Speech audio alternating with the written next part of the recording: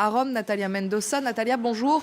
Le gouvernement, les autorités sanitaires le répètent, les Italiens doivent s'armer de patience avant de voir la courbe s'inverser réellement.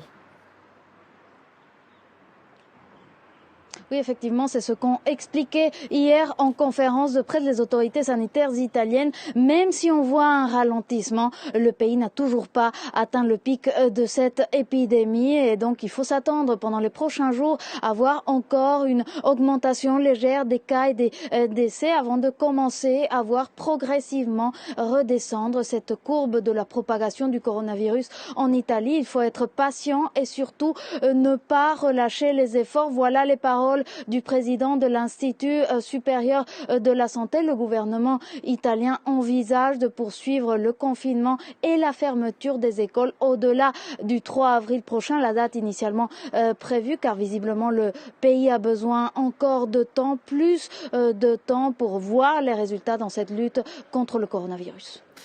Natalia, beaucoup de médecins sont contaminés, certains sont morts, ce qui inquiète énormément la population.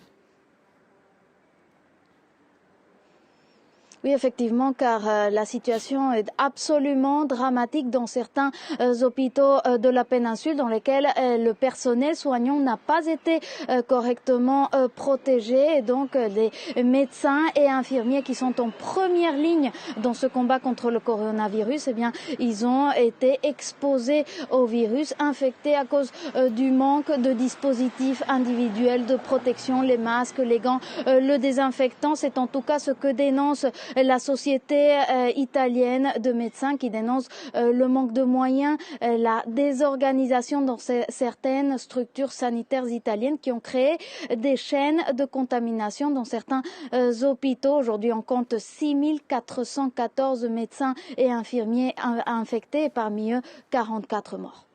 Merci à Natalia, vous étiez en direct de Rome.